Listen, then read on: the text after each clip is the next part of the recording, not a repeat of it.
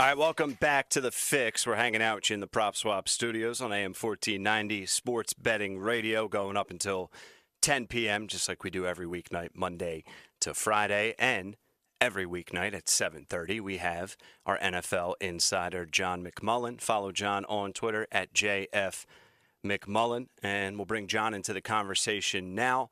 Get into all the latest on the Eagles and the NFL and whatever else gets thrown out there. John, how we doing tonight, man? Good. That's the first time I heard the blue check promo from Akon and Harry. Yeah, it was. That's a good one. I missed that combo live. Yeah. You're verified, man. You're a big deal. You're a big deal. I wouldn't go that far, but I do know. I know what bothers John. So Yes. He asked me, and I have no idea. I just woke up one day and it was there. Yeah, it's like you're not hiding a secret formula here. This is there is no secret formula that I know of, that I am aware of. Right. All right. So I want to get to your new article on SI.com, and we'll get to that in just a minute. But before we get to the NFL, John, because I saw you tweet this out, and I'm going to talk about this in the 8 p.m. hour. Your thoughts on Floyd Mayweather and Logan Paul facing off? I think it is just an absolute disgrace. Yeah, well, there's two ways to look at it. Business-wise, it's going to make a lot of money. I mean, that's why Triller's doing it. That's why they're doing all these things. They've been very successful. So from a business standpoint, I get it. From a boxing standpoint, yeah, it's awful. And you probably talked to Rich about that, but yeah.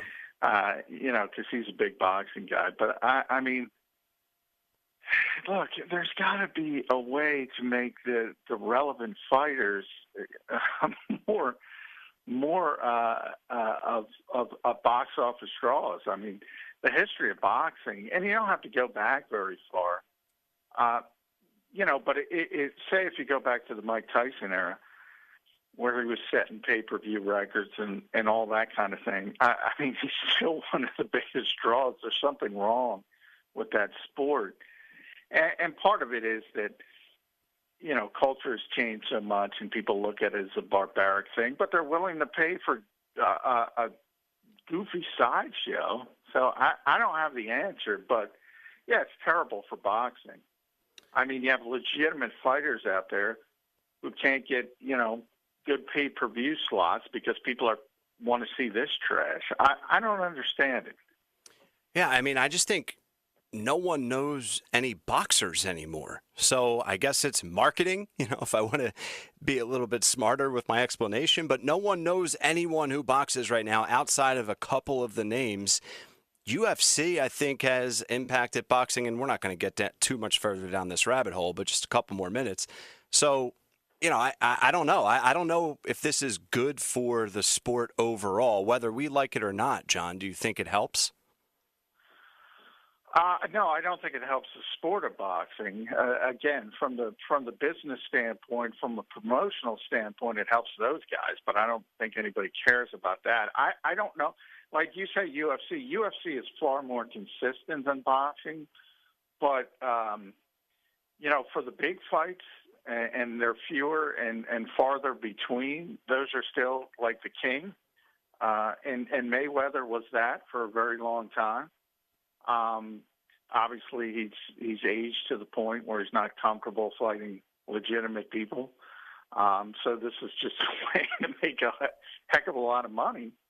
And I get it, but yeah, I mean, for boxing as a whole, unfortunately, it gets stained. So you have, and then, Tyson Fury is a big deal, but obviously more so over in Europe. And I know they're going to have a big fight in Saudi Arabia, I think, but I don't know. I don't know why it doesn't have the traction it once did in the United States. Yeah, I'm with you. Maybe one day me, you, and Rich can sit down and talk about it. That could be fun. But all right, let's get it back to the Eagles, John. And that article that I mentioned a couple minutes ago, SI.com. Make sure you check it out. Follow John at JF McMullen. You can find the link there as well. So we have some dates. May 14th, rookies are reporting. June 8th to the 10th, that's a mandatory for the whole team, I believe. So you can fill us in there, and then I want to get to, the 4 observations or 4 things to look for that you discussed. Yeah, it's interesting because they're still going through this wrangling with the union, the Players Association. Obviously, the NFL sent out that wording after Juwan James got injured and unfortunately away from the team facility. So technically, Denver's not on the hook. Now, everybody in the league knows that, so they were sort of trying to tweak the union, which is, it's frustrating for me because both sides are so disingenuous. Obviously, the union is kind of finally admitted, so I will give them that. I mean, J.C. Treader had first tried to spin it like the pandemic is still a big concern. And look, I don't want to get into that nonsense because people get so political about it. I can tell you from the player standpoint, they don't want anything to do with it anymore for the most part. But nonetheless, they don't want off-season work, especially the veteran players. I've told you this numerous times, Ryan. They just don't want it. They don't want to be involved. They don't want to do it. They don't think they need it. And that's what they're fighting for. But they're using the pandemic as an excuse and saying, well, last year when we were forced to do it, it worked out well, so we shouldn't have to do it. But they already collectively bargained, for the agreement they have, and that includes off-season work. So the NFL is like, hey, business as usual. We're going to start this thing. As you mentioned, the rookies come in first, as they always do, and they'll be here. And they'll be here next week. And then the majority of veterans around the league are not going to show up for voluntary work. The union has kind of given the players with workout bonuses sort of an okay, you can go show up and get your money because you have money, but please don't negotiate that in the future because they don't want that tied into things and complicating things. But, yeah, mandatory minicamp, they got to be there or you get fined. So what they're trying to do is scale back to just minicamp and then just training camp for the veterans, and it's still a work in progress, and we'll see how it goes. All right, so 4 things to look for at the Eagles rookie minicamp. You wrote about this in the article on SI.com, but let's just get right into it. Jamie Newman, and is he a legitimate QB3 option, John? Yeah, I mean, the Eagles typically have 4 quarterbacks at this time of year around the NFL. Some teams even have 5, but right now the Eagles only have 3, and I think it was a surprise that pretty much everyone, they didn't draft one. I think we all thought they would draft a quarterback on day 3. Now, Jamie Newman, most people thought he'd be a draftable commodity, so they sort of got a draft pick level quarterback. But you know how this league works with pedigree, and he'll forever be labeled an undrafted kid now. So he's going to have to hit camp and show that he's got the ability, or the Eagles have to keep looking for that third quarterback. I mean, they do not have it's Jalen Hurts, it's Joe Flacco, and that's it, other than Jamie Newman, who, by the way, they haven't even officially announced he's signed, but he's coming in. So I do think it's important because if Nick Sirianni looks at him and Shane Steichen, the offensive coordinator, Kevin Patullo, the passing game coordinator, and they say this guy's just not ready, then they got to keep looking for another quarterback. And hey, they might even bring in a 4th guy anyway just to compete with him. And I think the biggest concern, he was at the Senior Bowl. Remember, he opted out. He was going to transfer. He's going to grad transfer from Wake Forest to Georgia. So, I mean, if he played, think about playing at Georgia, starting at Georgia in the SEC. If he had a big year, you're talking about a guy who could have been a day 2 pick. And if he really excelled, he could have been a first-round pick at Georgia, bottom line. So there's a lot of upside, but he also hasn't played in over a year. And he was really, from people some personnel people I was talking to, he looked really, really rusty at the Senior Bowl. So a lot of upside. Interesting. You don't see it normally for an undrafted free agent. The Eagles can always, maybe put Greg Ward as their QB3, right?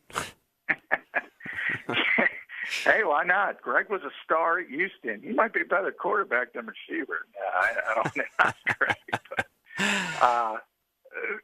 Greg is one of those very popular Eagles that, I talk about all the time. I don't understand why people latch on. They got to get better at slot receiver. That's all I'll say. Yeah, we'll leave it there. All right, second thing to look for the Eagles rookies and their mini camp. Linebackers, the Eagles have them. In case you didn't know, they drafted 2 players who they plan to play at linebacker, John.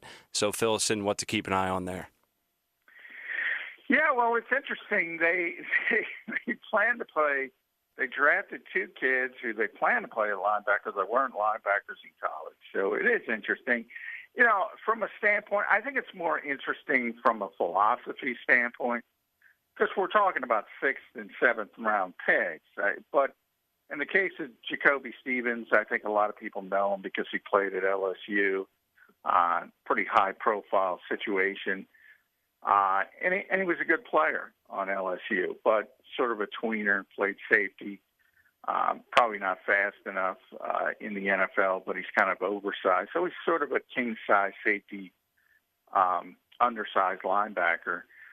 And the Eagles are going to roll that dice and try him at likely weak side linebacker, and we'll see how he can handle it. Maybe he'll be sort of that, I don't want to compare a rookie to Malcolm Jenkins, but sort of that hybrid type player who can play linebacker, who can play a little bit of safety, can play in the big nickel. So maybe that's the long-term philosophy. And then the 7th round pick, Patrick Johnson out of Tulane, he was an edge rusher. I mean, if a 3-4 team drafted him and said, okay, he's going to play outside linebacker in the 3-4, I'd say, okay, that makes sense. But that's not what the Eagles do. That's not what they plan to do. That's not what Jonathan Gannon has ever done.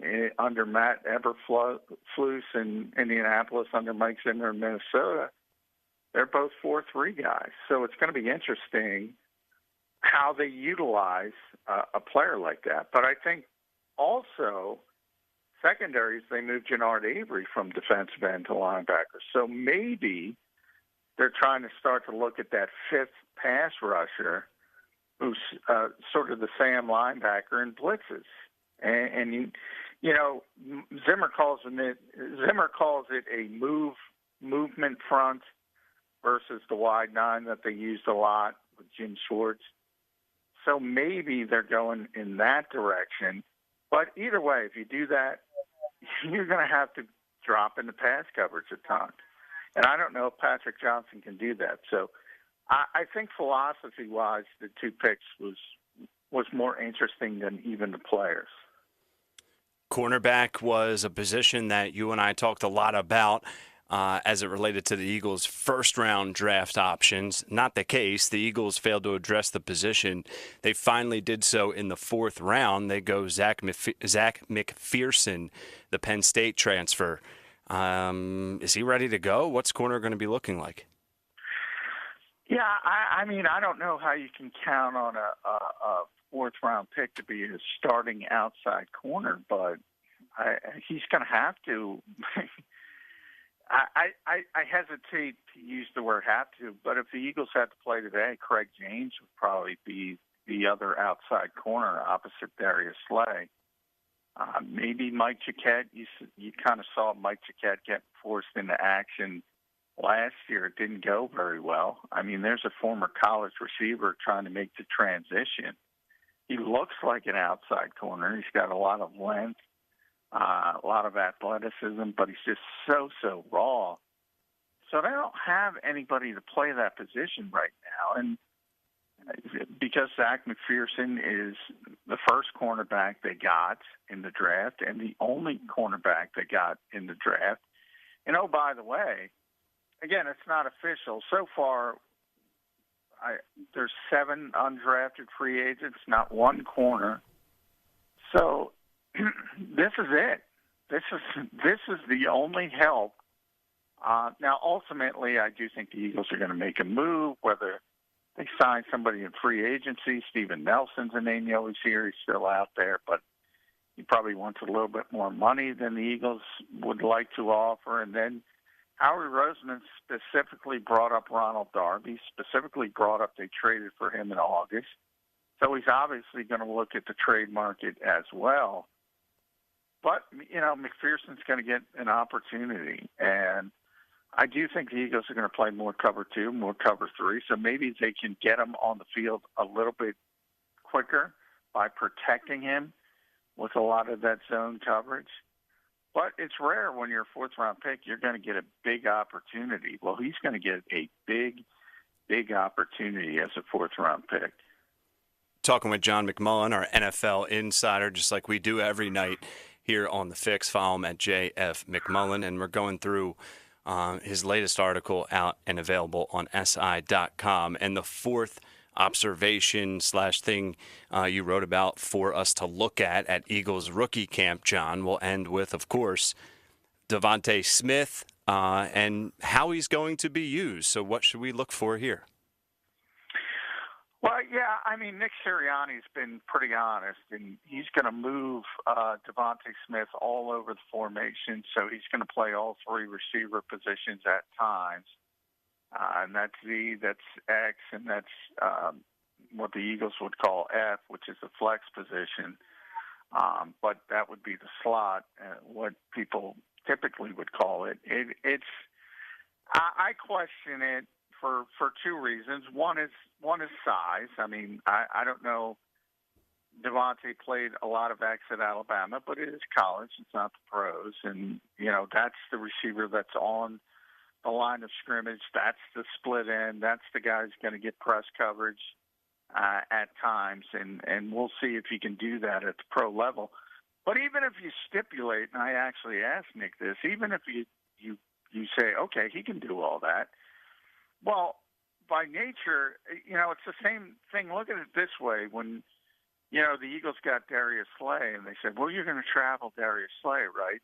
And Jim Schwartz said, whoa. If you can't just travel somebody, because what does that mean? You have to think about it more than the obvious. And the second layer of that, okay, if he's moving, that means the other players are moving. So they have to be comfortable with that. And if you're going to play Devonta Smith at all 3 positions, that means the other receivers, whoever you're playing, one of them, is going to be Jalen Reagor, the other to be seen. That means they have to be comfortable playing at X or at times Z or in the slot. And I don't think those guys are good enough. So ultimately, you're probably going to have to play Devonta Smith the majority of the time at the X position, which is not his best position, I think, at the pro level. So that's my concern. And the concern is the other guys because, Jalen Reagor needs to be a Z receiver. Greg Ward needs to be in the slot. J.J. Arcega-Whiteside, Travis Fulgham need to be X receivers. So I don't think those guys can move around, and that affects Devonta Smith. Yeah, and I remember asking a lot of questions with you, John, when Sirianni and this coaching staff was initially brought in. What's the offense going to look like? What do they like to do? What's going to be different? And I want to get back to that right now with the time that we have left in this conversation. Okay, no Zach Ertz, allegedly, assuming there's no Zach Ertz, at least for this convo. Jalen Hurts now, the official starter. What's the offense going to look like? And that factors into how Smith is going to be used and everyone else, like you said, although it also does feel a little bit limited, at least with the wide receivers. Yeah, it still does. I mean, they have to find the third guy. Even if you count on Jalen Reagor, and I think he'll be fine. I do think as long as he stays healthy, I think he'll be a lot better this year. He's got some talent. You still got to find a third wide receiver to be comfortable, and certainly if you want to play a lot of 11 personnel, which the Eagles do. But this team, and it's probably not where you want to be in the modern NFL, but this team needs to be a run-first team. And that means Miles Sanders has got to play well. That means Kenny Gainwell's got to come in here and play well. And you take advantage of Jalen Hurts and what he offers you in the running game. I don't know if you can look at Jalen Hurts and say, okay, this guy's going to throw for 4,000 yards. I don't think he's that type of quarterback. So I think you have to gear the offense to your personnel. And, Nick has said he's paid lip service to that. He said he's not married to any philosophy, and he'll look at the talent he has, and he'll build around that talent. So we're going to see. I mean, a lot of coaches say that, and then they just default to what they want to do. And those tend to be bad coaches.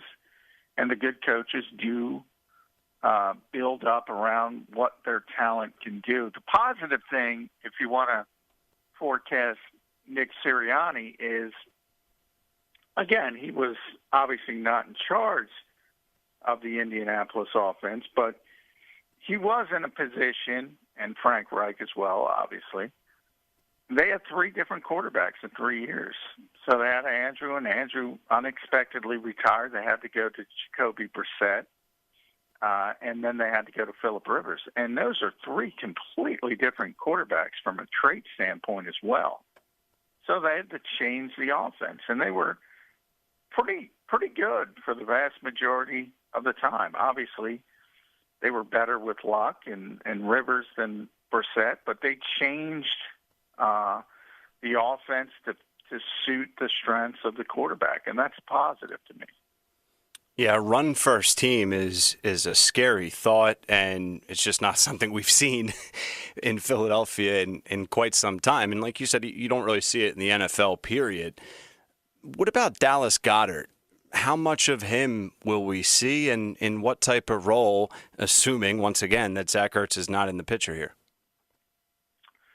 Yeah, I think Dallas has got a chance to break out and be one of the best tight ends in football. One of the reasons why is, and by the way, when I say run first, I mean run first in the modern NFL, which is, that's like Tennessee, which, still throws it a lot. That's like Minnesota with Cook, and they still throw it a lot. So it's not like old school where you're just running it 40 times. It's just more balanced, I should say. It's closer to 50-50 than the other places that throw it just all over the place. I don't think the Eagles are capable of doing that. But getting back to Dallas, he because they had Zach Ertz, and they had 2 very good tight ends, but Dallas was the one who could block. So Dallas was the inline tight end.